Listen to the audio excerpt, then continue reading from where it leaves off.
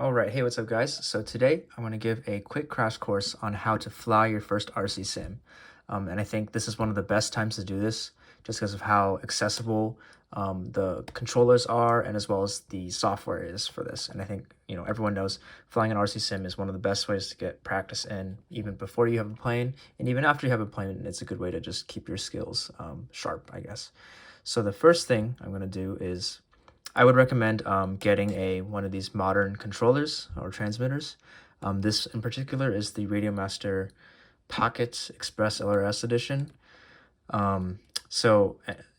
would recommend getting anything with Express LRS really, and all of these options from Radiomaster. So this is Pocket, this is the Zorro, which is also very popular. A slightly bigger screen, and then the Boxer, a bit more full-sized, larger gimbals. These are all great options, I think, that people really like. And the reason for the Express LRS is just because, number one, the protocol itself is really great, and it's kind of, pushing the boundaries of FPV right now, and it's kind of where the hobby's moving. And it also offers built-in Bluetooth connection, so I can use a wireless Bluetooth connection, use this as a controller wirelessly, and play my sims and do all the other things. So I think that's really cool, and it makes things just a little bit easier.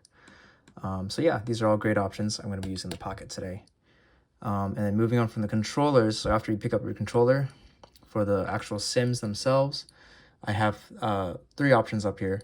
First one is this free one, which I'll try first, Picasim. I'll go into more detail later. And free is great. You can try it without, putting anything into it. Wings is another sim, a bit more pricey, cool graphics, multiplayer. And then the last one is what someone considered to be like the gold standard of RC simulators that's been around for the longest. It's called Realflight, and this one's about $100, so definitely pricey. I won't be showing that, but also worth mentioning, I think, if you're really serious about this. So enough yapping. Let's get into actually doing it. So I'm going to pretend like you just picked up this controller, brand new, haven't done anything to it. So let's power it on here. And I changed it to Japanese. So the first thing, I'm going to show the wired connection just because it tends to work better with Picasim. And then after that, I'll show you the wireless. So for wired, it's really simple. All we got to do is plug right in. I'm in the default model and everything. And this is going to come up. I'm going to press this as an enter. So then now it's acting like a USB joystick, which is what I want. We are going to hop into our sim here. So let's open up Picasim first. So I'll leave the link to download. And yeah, I really like this one because, obviously it's free, but also the physics is pretty good, honestly. So we're going to go free fly. I want to choose my own. I do like that this plane, so we're just going to pick it and do whatever. Okay, sweet. So now we're in the sim. You heard when I plugged this in, I got the like the Windows USB sound. I probably should have. All right, so if you go into USB game controllers, you'll see that this shows up as actually TX16S, which is obviously not right. But we hit properties, and as you can see, as I move things, we'll see some movement there, which is what we want. So this is just checking that it's connected properly. So you want to connect that before opening your sim.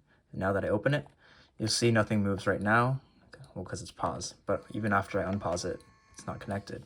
So let's go to settings and get this boy connected. So I'm going to go into joystick.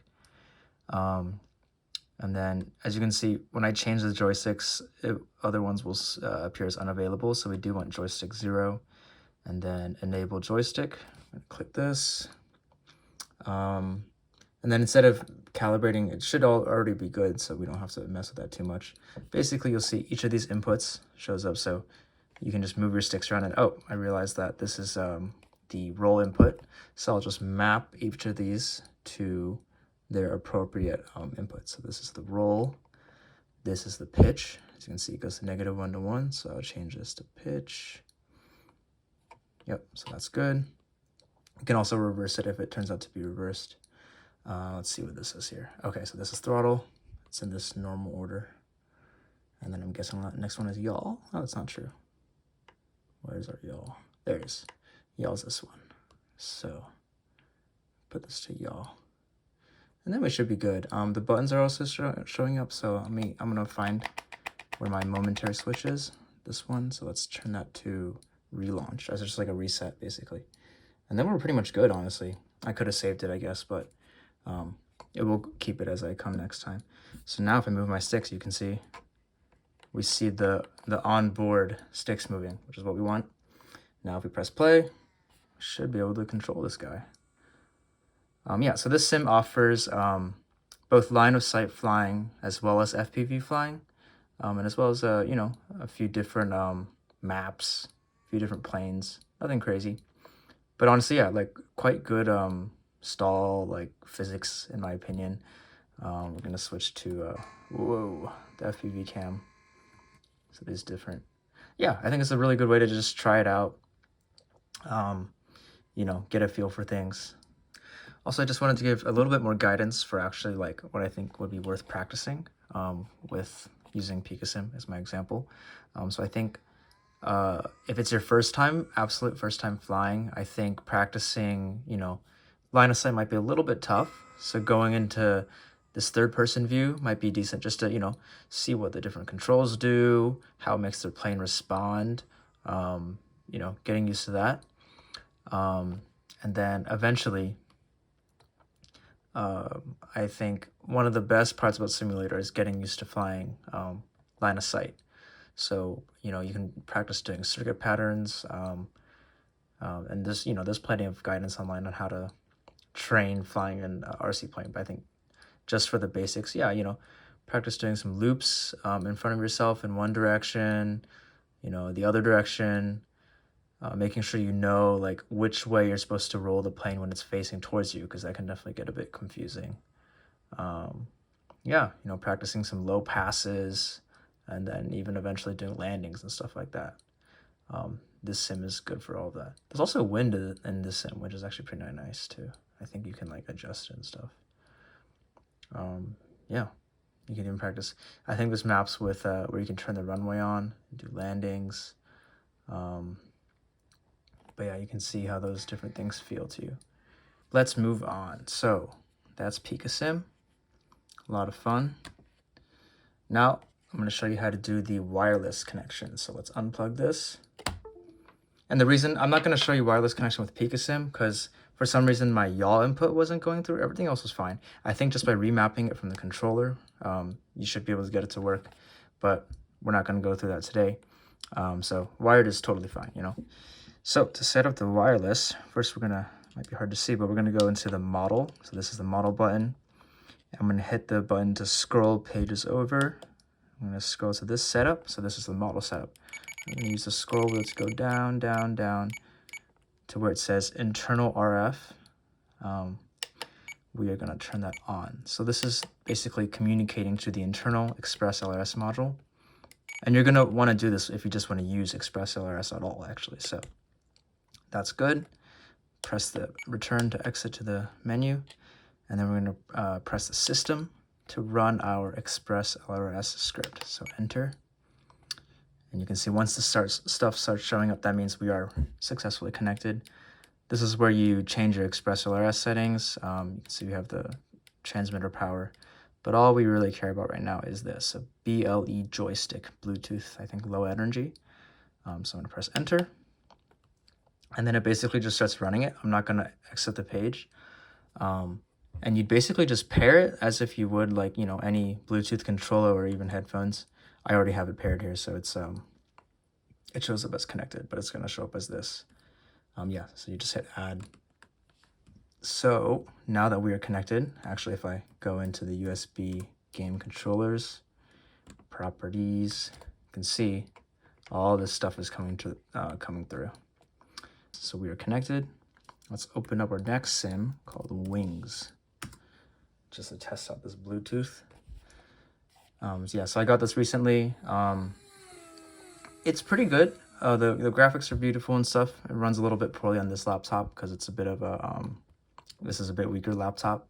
But if you're into multiplayer and stuff, I think it's a pretty good choice. It has a lot of flight test planes in it too, which is cool. So I already set up the controller, but you do that here. So settings, controls, and then you basically follow its calibration instructions to actually getting all these sticks assign. It's pretty intuitive, even the switches and stuff. I didn't have to do anything special. It told me like move the yaw axis this way, and I just did it, and it assigns it. So yep, let's go to single player then, and free flight, I guess.